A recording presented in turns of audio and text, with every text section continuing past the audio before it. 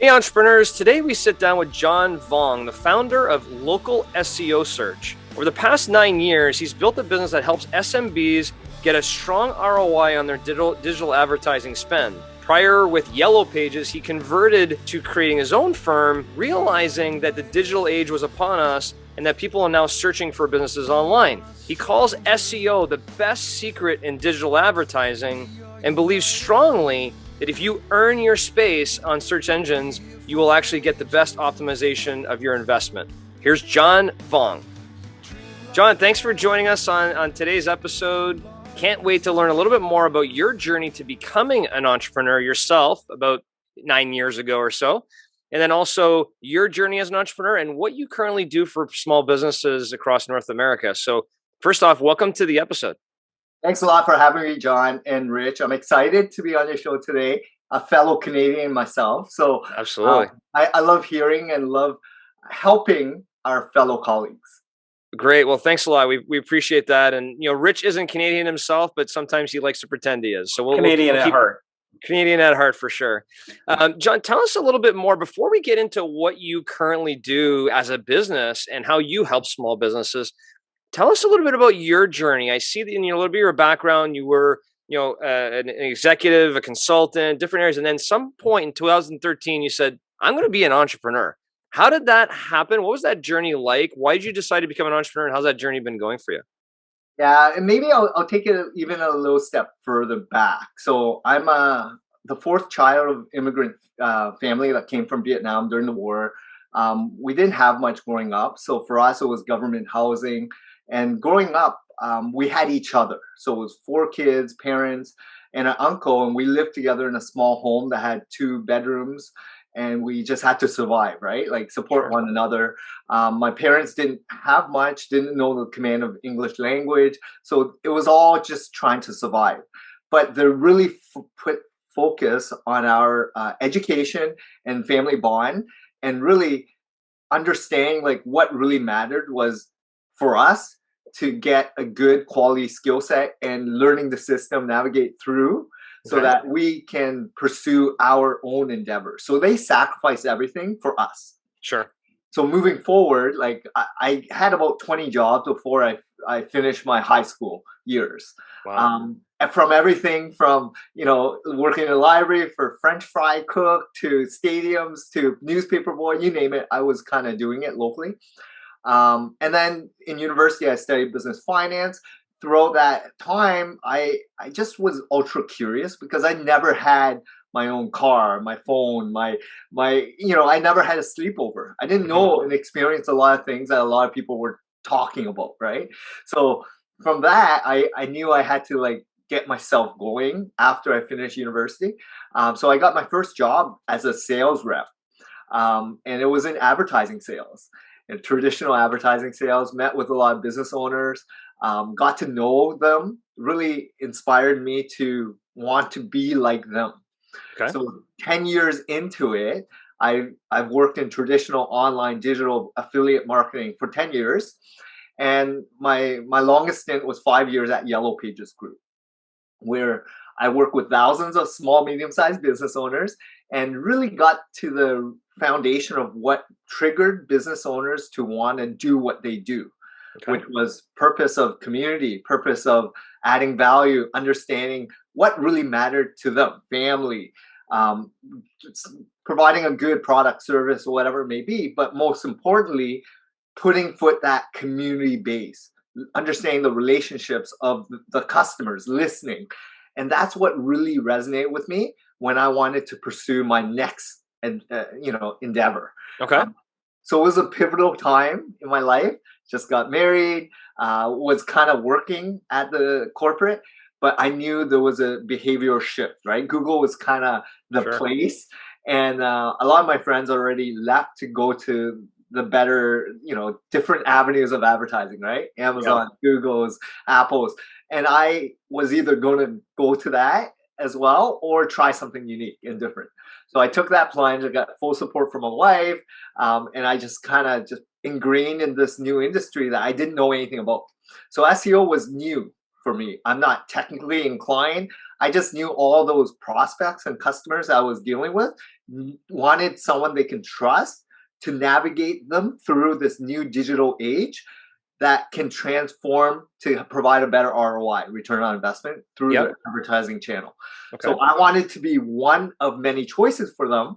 I didn't know how to do it, but I knew there was a market for it. So that's how I jumped into this industry. Struggles, learning, a lot of educating, a lot of sleepless nights. First couple years, and then I got smarter, better, more efficient, built a team, systems, processes, etc.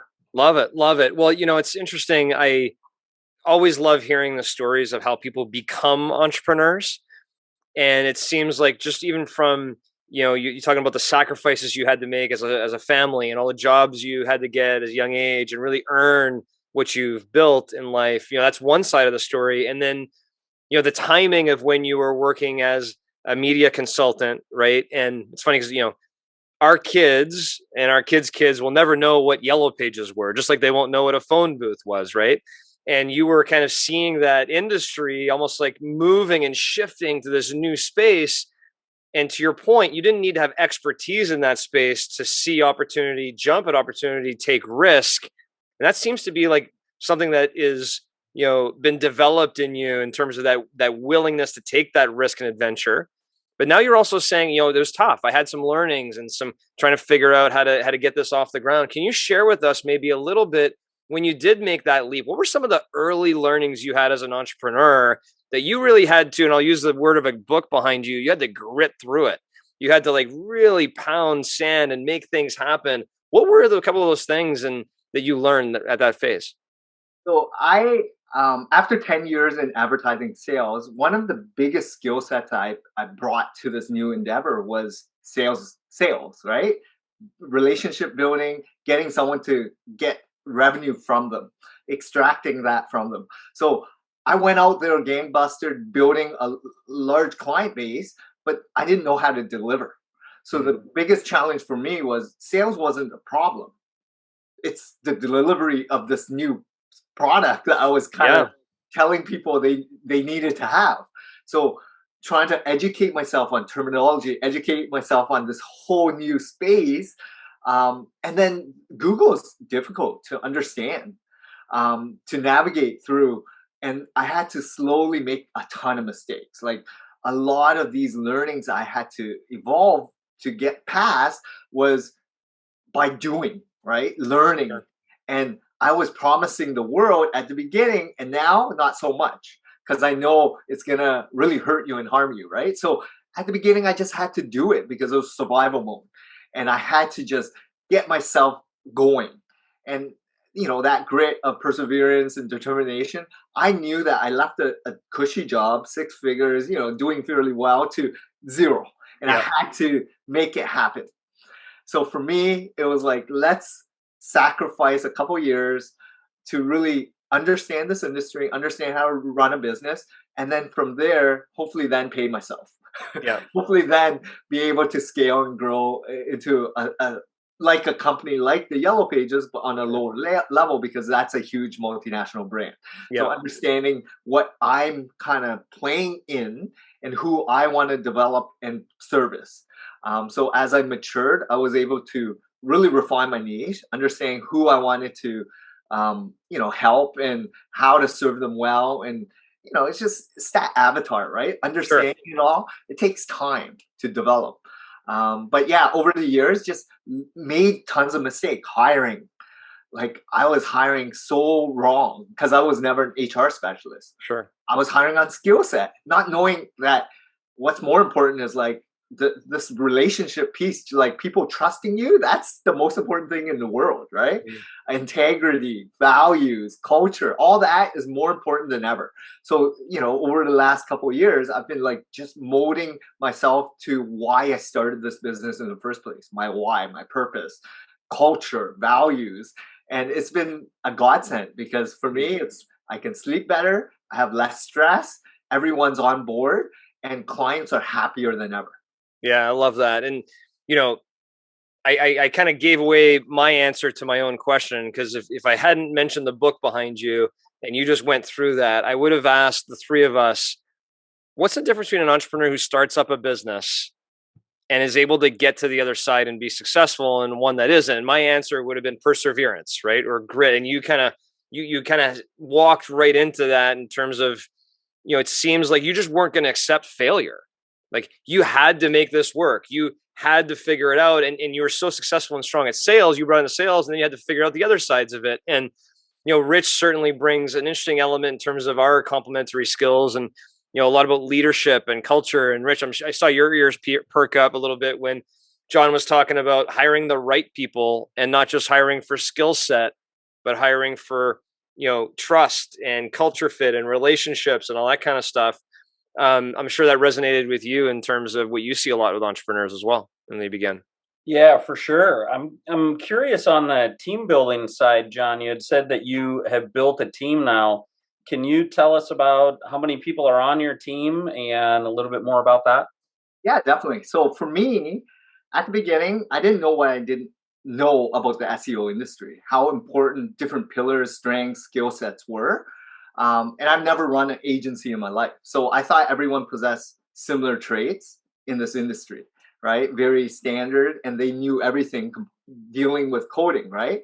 But as I matured, I got to figure out that the SEO experts are different than link builder experts, that are content different than developers, which are different than content writers, which are different than graphic designers, which are different. So and now I look at it like a general contractor kind of business, where when you are building a home foundation, there's bricklayers, there's roofers, there's window installers, there's flooring specialists, there's electrical, there's plumbers. They're skilled at their expertise. And when I'm running a SEO campaign, it's very similar. So I was able to then harvest great experts in their own domain.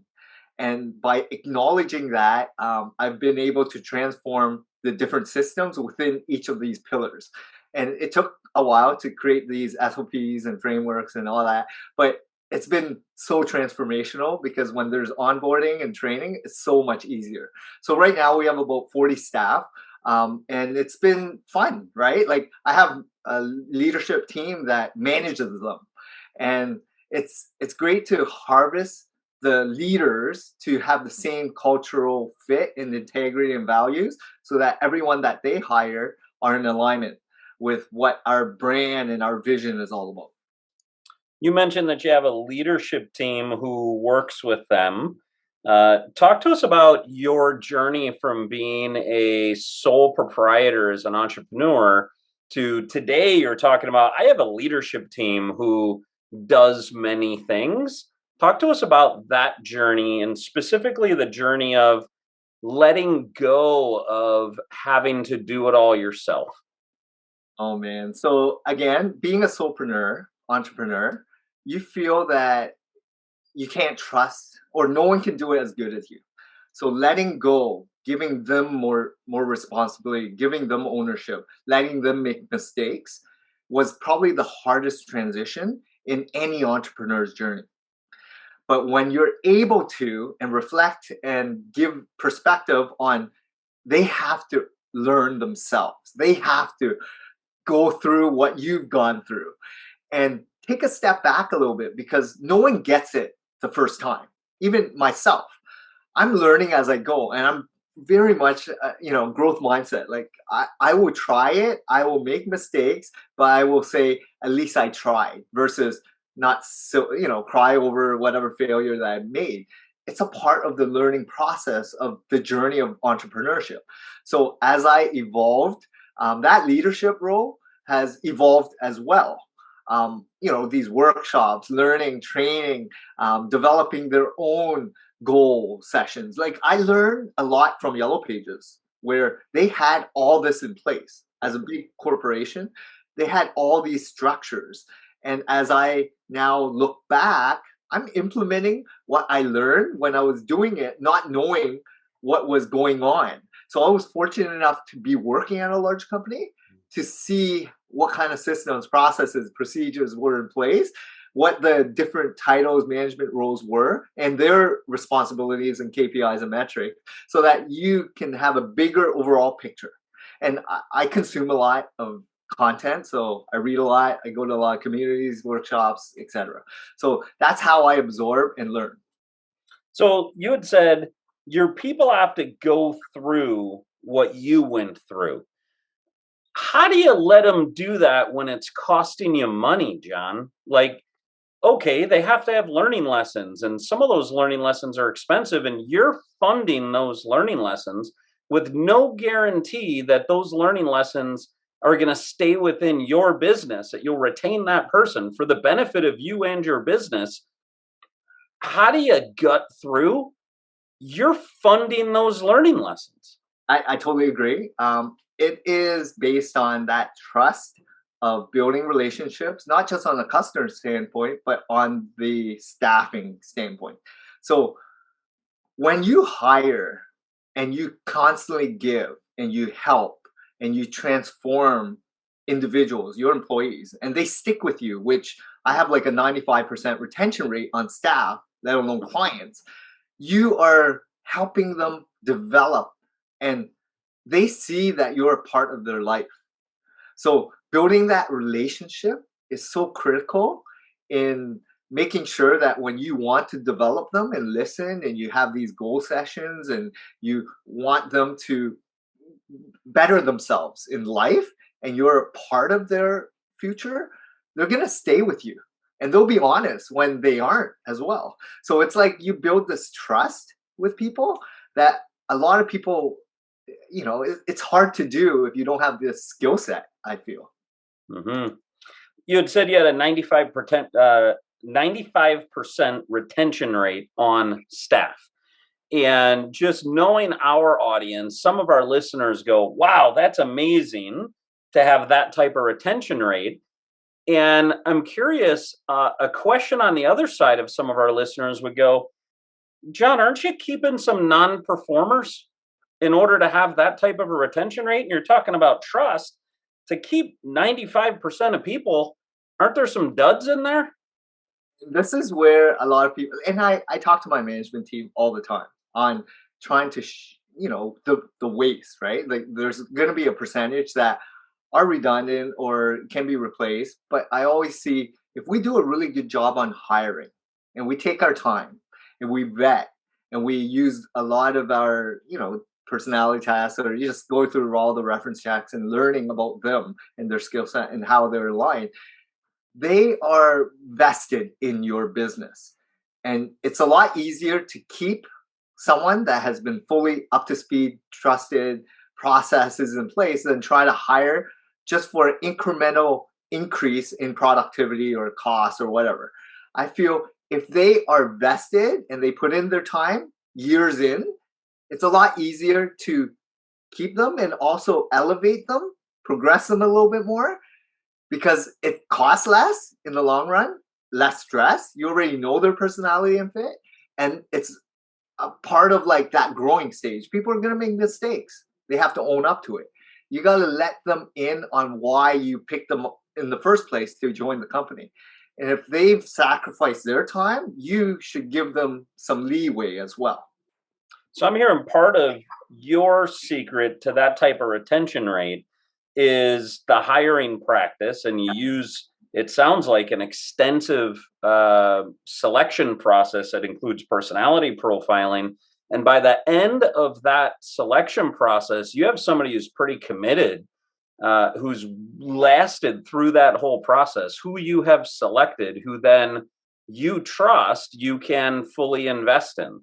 So that makes sense. I'm curious as to your perspective on B players. Do you feel, first of all, that you can hire an A player and you can identify them and you hire an A player, or do you hire B players and develop them? And what's your perspective on how many B players can be kept in a business?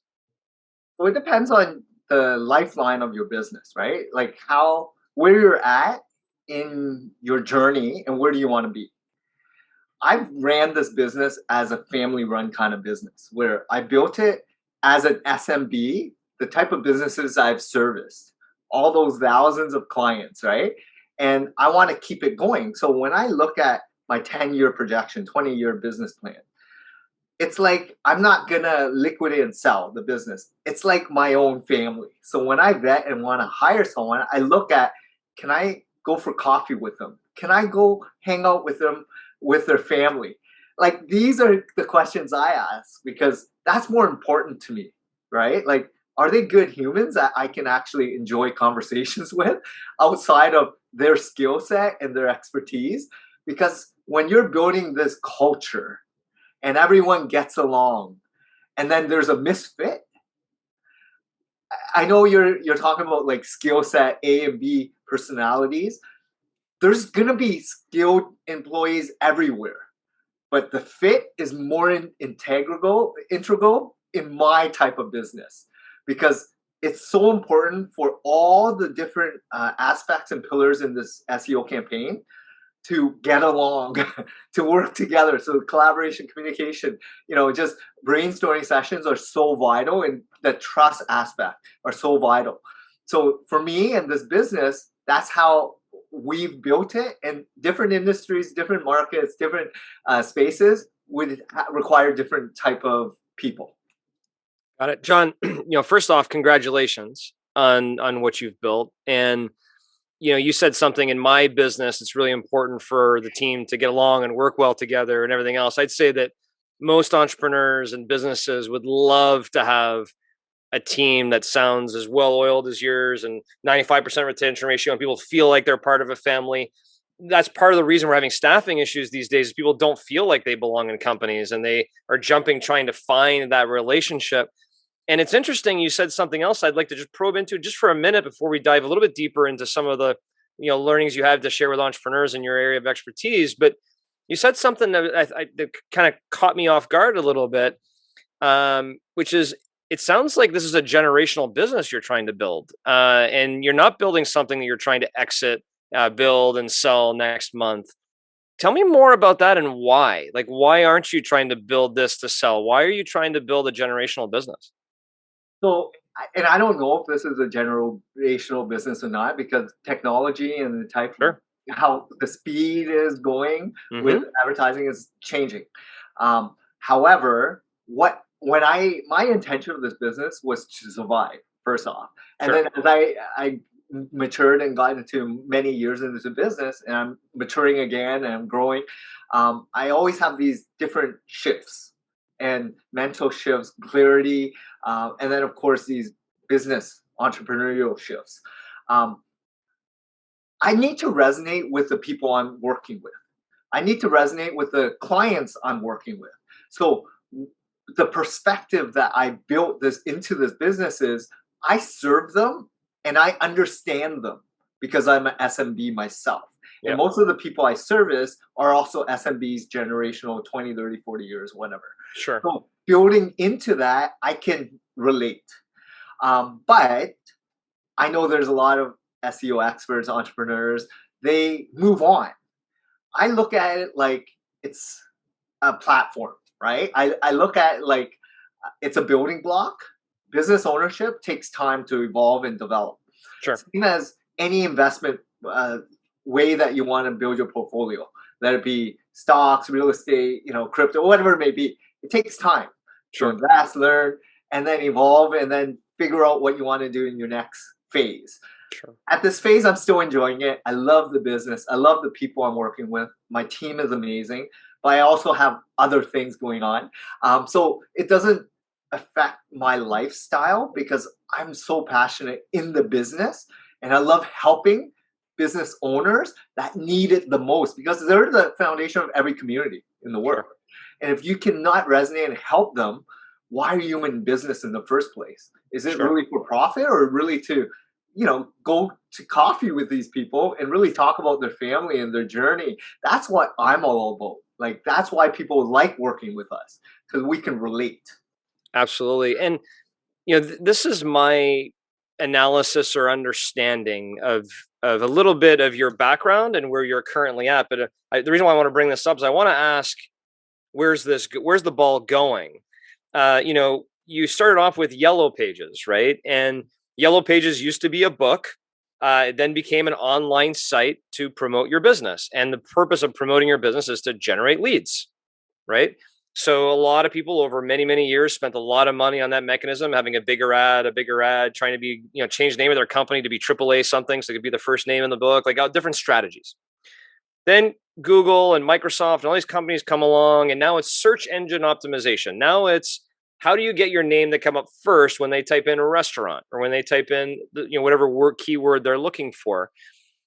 What is going on after? What's the next phase? Because there's so many things happening, because your expertise isn't necessarily Google search optimization. It's the business of helping businesses get attention and generate leads. Is that correct? Well, I specialize in SEO, which is fairly complex. But yes, I educate a lot of people on different formats, from social media to paid ads to anything to do with funnels to any retargeting ads, because of my background. But I still feel like SEO today is one of the best secrets for SMBs, let alone any business, because it's the most affordable.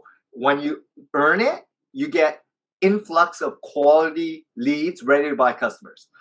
But when you're paying, and customers are savvy today, they know the difference when people are pushing ads at them, retargeted ads, paid ads, social media, pop-ups, whatever.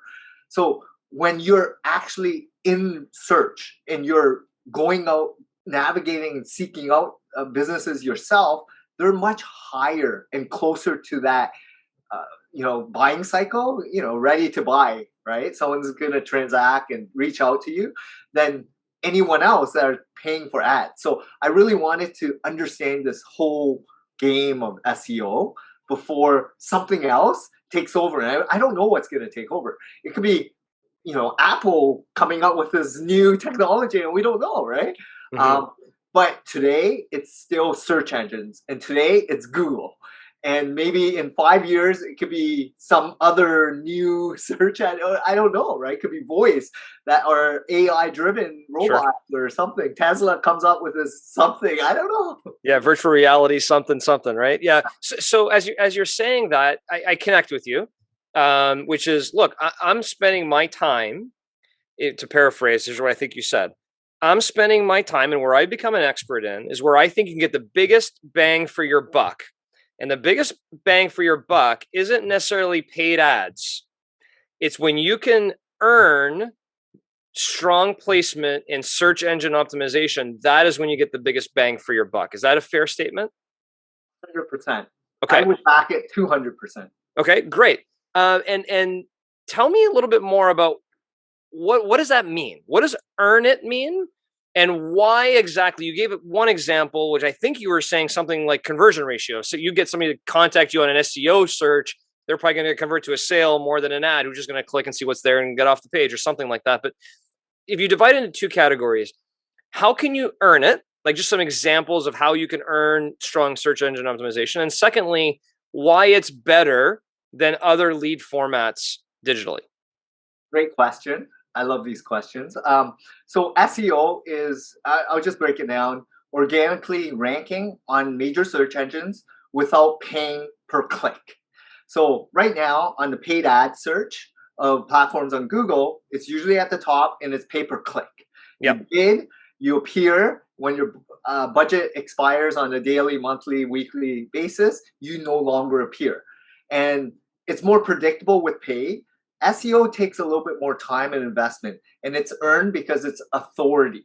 So you have to be proven in Google's eyes that you know what you're doing. You're an expert in your industry or domain and location. And there's a lot of products and services that you want to rank for. So I'll just give an example. Dentists and restaurants are in every single community and city in the world, right? And there's hundreds, if not thousands, of competitors, and you want to be the expert leader in that local market. However, how do you do it when you're new and someone's been doing it for 10, 20, 30 years, like running their own business? So they hire or seek out different forms of advertising, and one of them could be SEO. SEO is like a investment where, similar to investing into real estate, you can rent space on Google, paid ads. Yep. Which at the beginning, a lot of people rent to see if there's actual leads that convert. when you start renting, you're going to save some money, build some down payment, I would say, when you're ready to afford a mortgage or purchase a home, and you're going to have this investment, right? You buy into a home and you have this equity, right? Where you're buying a physical asset. So the real estate on a search engine optimization campaign, when you start earning that first place placement, is astronomical because you're getting inbound leads. People are out there seeking out your product and service. They know the difference between paid and organic, but they feel Google's done their best job vetting business owners' websites. And if you earn that, then you, in the eyes of those users, are an expert and leader. That's ultimately what business owners want to seek out. But you have to invest. And with SEO, it takes time, but a lot of stuff needs to go on in the back end. So this campaign that we build for clients takes time, but we're doing everything best practice. And we built it similar to big, large brands and big, large corporations doing SEO, but we bring it to the SMB level so that we have a very solid, proven track record. And that's what ultimately why I'm doing this, to serve the SMBs versus big, large brands. I don't want them to dominate. Like the Walmarts and Amazons are not my type of clients. I like the local Shopify guys. I like the local dentists, restaurants, because I can resonate with the actual owners. I get to know them. And I know their families because they're my neighbors. They go to church with me. They play sports with my kids, right? Like that's what really matters. So that's the major difference. Gotcha. So I don't know if you were exactly saying this, but I was hearing what you were saying, and I was kind of giving it kind of in my own head a different twist on it, which is, when you first start, or what some people do is they rent space by buying ads, and that's instant gratification, let's call it. You can spend a good amount of money. It turns out to be fairly expensive over time, and you get a good amount of leads, but it'd be equivalent to like renting an apartment for the rest of your life. You're not really gaining any equity, and you're probably paying a lot more than you would be if you had a mortgage and owned the home after 20 years or 30 years. But as you're renting and you start learning, you should build up a fund to then start building up your search engine optimization placement that is ultimately like buying a home, because once you develop that expertise and proven expertise, the mortgage is paid off and you still have first placement and you're converting better. Is that kind of a good analogy of what you just said? Exactly. And people have to realize it takes time. But in today's world, entrepreneurs and business owners think they can do everything faster, quicker, cheaper, and they don't want to put into time and effort. And therefore, I like the more mature type of industries, professional services to deal with, because they understand, they've been in school for 10, 20 years. They've got a lot of experience under the belt, and they understand everything takes time versus someone that is maybe younger without a lot of life experience. They might not even own a home yet. They don't understand what it takes to save. They want instant gratification because they've been, developed in this world of fast speed, instant Twitter feeds, real-time data, everything. I think I understand a little bit of your niche, but I'd like you to expand on it. Your niche is smaller businesses, not these gigantic businesses. And your niche is within SEO. Can you expand more on what is your niche in terms of a listener who may want to identify themselves as maybe wanting your services or being in your target market or not?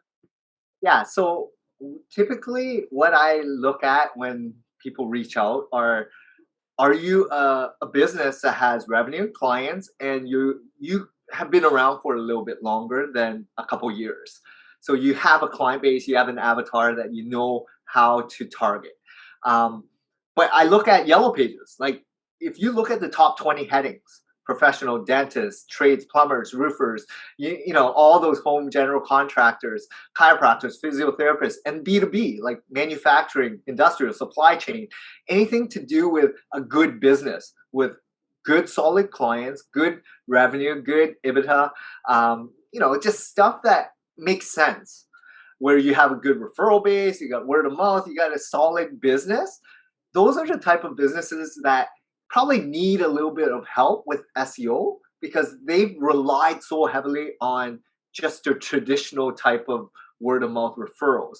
But with this new digital age, that's how people search and seek out new clients. That's even how they do research today, right? Especially during this post-COVID years. You need to be there when someone's actively seeking out your product and service throughout that journey, right? It could be informational intent to transactional intent or navigational intent. It all depends on where they're at. But if they seek out your product and service via keywords and they read a blog or they see a service page of yours and your little ad pops up or your content piece pops up, how do you get them into your funnel, right?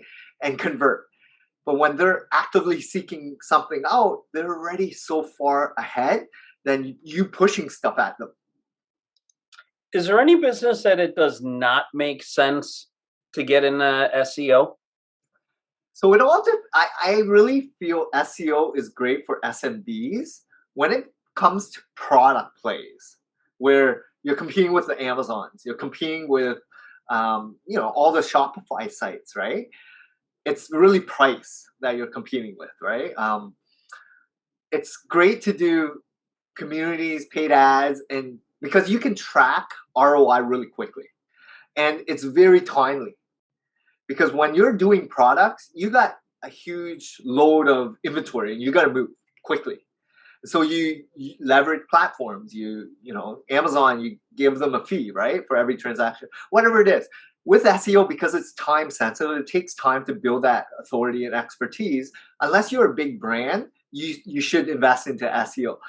But if you're just doing products and you need to move products, go paid. Can you give us a sample of, if I were a client of yours, what would be the top 3 things that I should do or think about that I should do on my end as a business owner? And I'm curious specifically, like if you walk into a chocolate shop and they give you a sample, it's a real sample of something to try to entice you to get more, right? Like, I'd love to give our listeners a sample of real value that you might even typically reserve for a paying client. What would be 2 or 3 tips that you could give our listeners to even entice them to get more from you? Yeah, with SEO, because there's so many moving parts, there's over 200 signals that goes into a campaign, and there's so many different pillars. What I always advise clients is run your business. Hire people that are experts for certain things that you might not want to know, want to learn, and make a lot of mistakes, right? So for that, SEO is very time consuming, very stressful. But what I would advise business owners to do is really work on your business. Know your industry, know your market, know your pricing, unique selling proposition, know your values. When you do that really well and you get some testimonials, you understand how to take care of clients, you can hire for a lot of other things that might not be your strengths. Because marketing and sales is a skill set that a lot of entrepreneurs and business owners just don't have because they've been invested in their business, right? They know that niche so well that this is a skill set that may take 5-10 years. So I always say, know your business so that you can give some content pieces, like some advice on that. Understand what triggers clients, like understand the avatars so that you can really help them, guide them on different landing pages, understand what kind of offers you have, all that. Like transformational is key, right? Before, afters, testimonials, white paper case studies, video testimonials, so important. But that's reviews, right? Third party reviews. There's so many pillars, right? Like to position yourself as a leader online and on Google. Again, we focus on reputation, link building, content, development, images, UX. There's so many things. So there's no 1 or 2 or 3. Sorry. Would John, to hit, you may be repeating yourself by me asking this question, but when you first start working with a business, What are three things that you kind of shake your head at and go, I cannot believe that these guys are not doing A, B, or C? Everybody should be doing A, B, and C. I cannot believe this business is not doing A, B, and C on their own before I even got here. Yeah, the first thing is, a lot of them have a website, but it's not up to standards for the users, right? So what I mean by that is if it's dated, and I would say 3 to 5 years old, it probably needs a total refresh. Yeah. The way the first impressions of what people expect today, because people are time sensitive. You need a website that's mobile friendly, responsive, needs to be very clean and get to the point.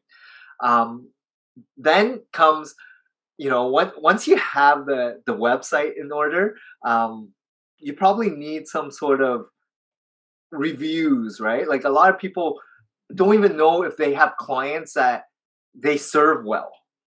So the reputation, but this also comes into like Google My Business. So the map on Google, Yep. 50% of businesses haven't even claimed that. So if you don't even claim the map portion of your business, how can you get reviews and put on photos and add more posts and optimize to get on the map?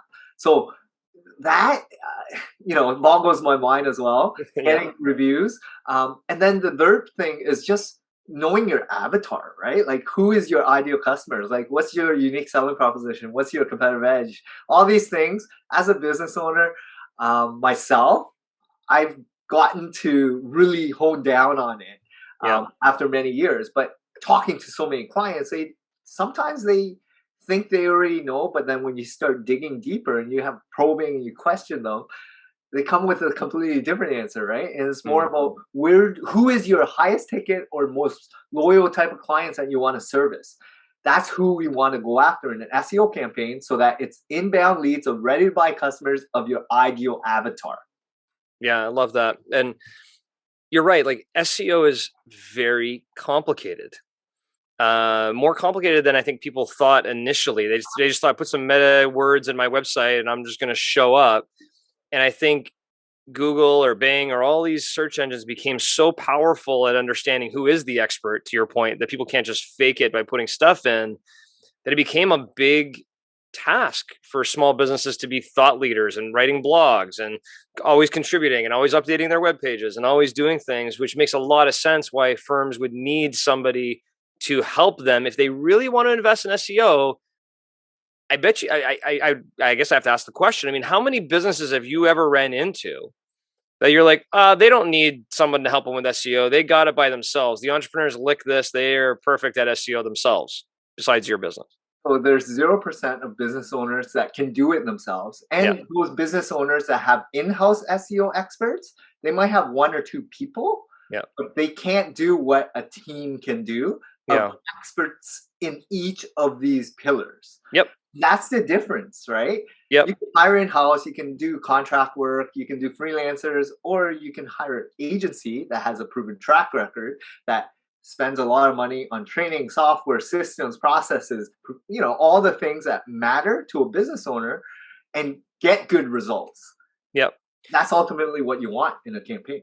Yeah, no doubt. So if I'm listening to this and I'm thinking to myself, I'm probably renting a lot of real estate, paying very high dollar. I'd like a better return on investment on my lead generation. How would you help them initially? Do you do some sort of audit of kind of how they're performing SEO and kind of give them a list that may gap them? It's like, here are 10 things you really suck at, and we can really help you and really invest behind your business. Is that kind of, how do you get started with the company? Yeah, typically, finding out where they stand. Where is their benchmark? Who is their major competitor? Where are the gaps? What have you invested in? What have you done? And just analyzing the website itself, who the major competitors are, and then finding opportunities, because there's hundreds of opportunities in every single campaign where we can help and evolve and fix and elevate, because ultimately that's what we do, right? We have so many people, software, and we've processes, right? Like, we've done so many campaigns, we can kind of just see it, do a complete audit, and then give you some insight to educate yourself, like educate business owners on to either do it themselves or hire a firm to help them with that whole amplification of authority. Yeah. So, I know that there's some websites that exist out there that's basically is a piece of code or software where they can give you a rating on how your website traffic is, or, the speed of your internet for that matter. You type in your IP address, tells you how fast your speed of your internet is. Is there such a tool that you can actually type in your website and it will actually give you like a grade of how well or not well you're doing on SEO? Does that exist? So yeah, there's a lot of tools for that. The challenge for business owners is how do you read that information? It's like the medical world, Yeah. where you get a blood work done, you have all these metrics and tests, and they put containers in different, Yeah.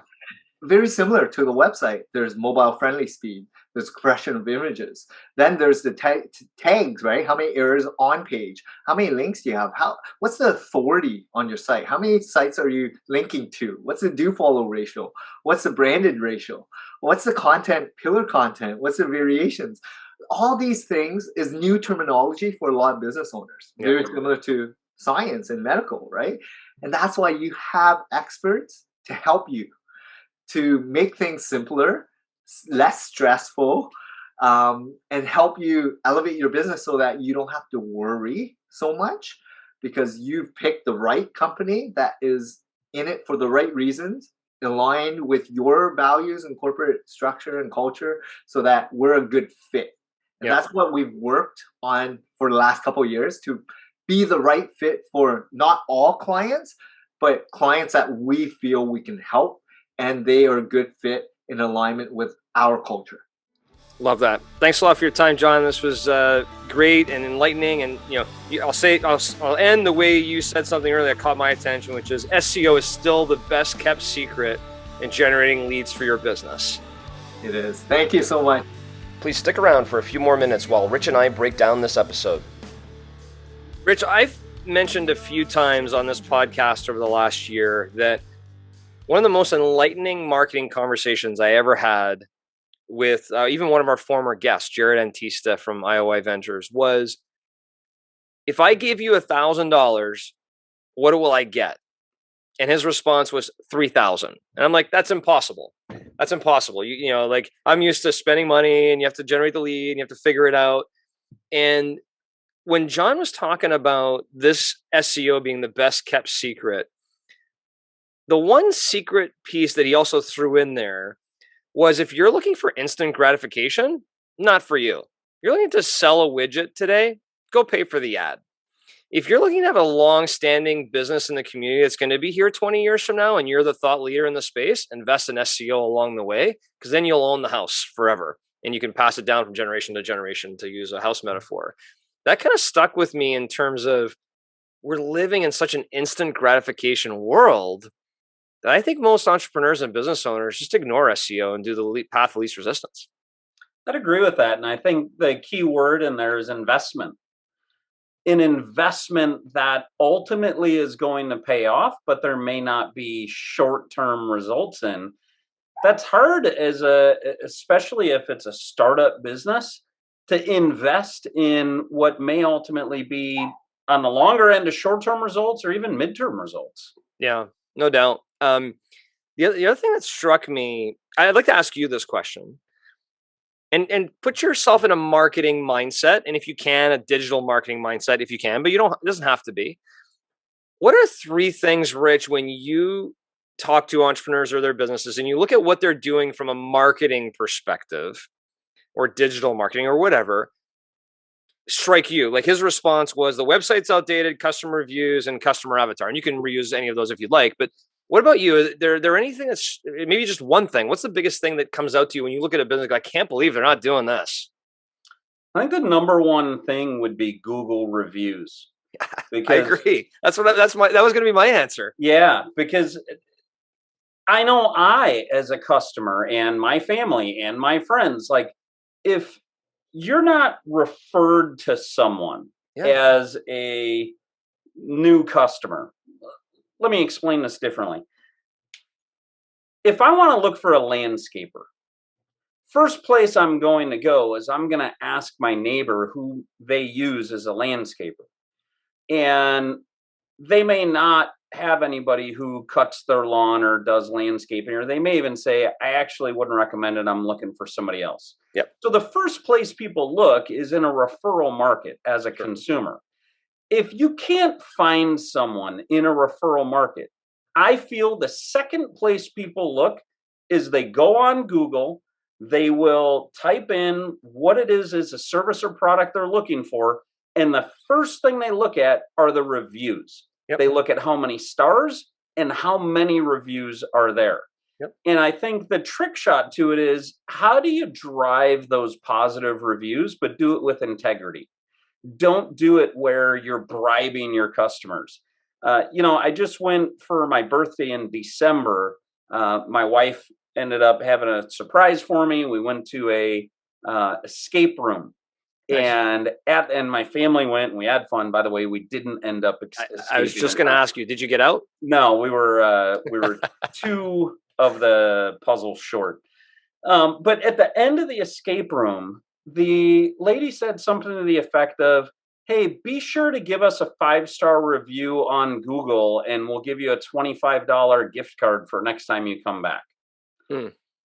Honestly, I had mixed feelings about it. Yep. And it was like, it made me feel like, are all the 5-star reviews that they have now on Google, is that just because people got $25?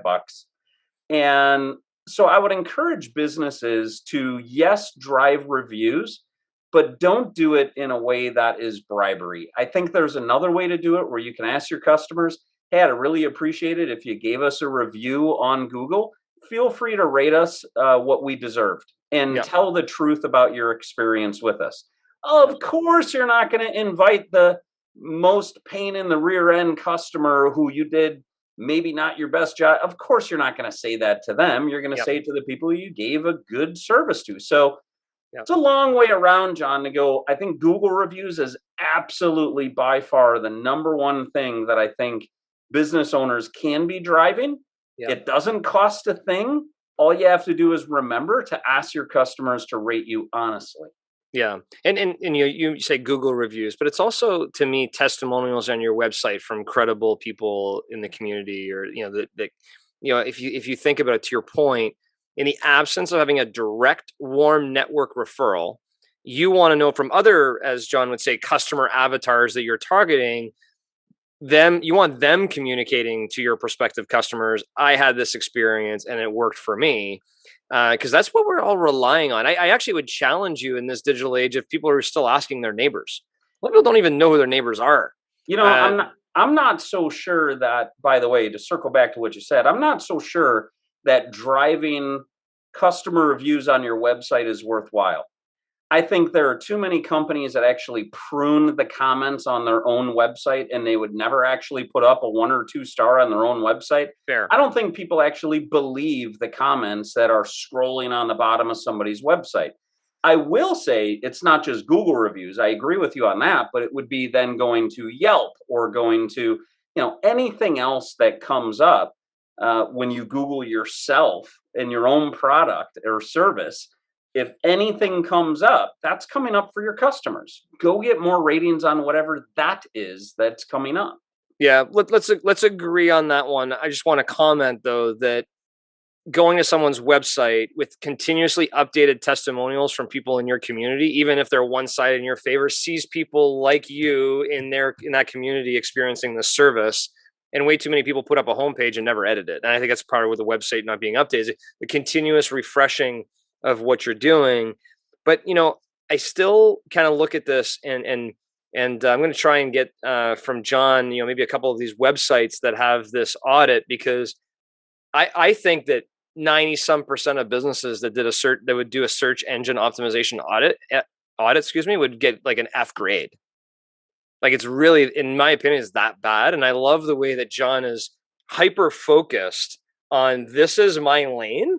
And I love the way he handled my question too about what's next. He's like, whoa, what do you mean what's next? This is it right now. And it's probably not going to change for the next 5 years. And I'm going to be the best in the world at this particular space. I'm not going anywhere. And he's right, because if I think about it, I even asked him, like, how many entrepreneurs can just do this on their own? 0%. Most businesses would probably fail if they got an audit done in SEO.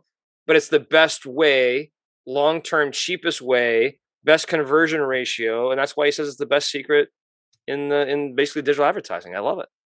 I'll tell you one of the things that John said that made me really attracted to his business if I were looking into SEO. And he said, there's skilled employees everywhere, and it's really the fit with my culture that's key. And I have a pretty rigorous vetting process before I bring people on.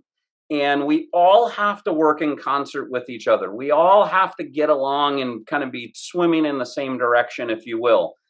I think there's a learning lesson in that for our entrepreneur listeners. And the learning lesson is, if you talk about that vetting process you have of the people who you bring on, there's some belief system in people who are listening to you, and they want to do business with people who believe in their staff, who they treat their staff like family, who they're in it for the long term, who they're part of a good culture, who they really invest in their people and they're allowed to make mistakes. To talk about those things with customers, it's very attractive. There's a magnetic attraction of wanting to do business with people like John. Yeah, no doubt. And you can definitely see how he cares about his SMBs, knows their families. Like it's a very, they trust me because I'm an SMB too. And he's not trying to be this large digital agency who doesn't know their customers. He's definitely focused in on his business, and 95% retention ratio of his team. You could tell that, he has that close knit relationship with not only his clients, but his employees, his team. And, he knows where he wants to be an expert in, and he's knocking it out of the park.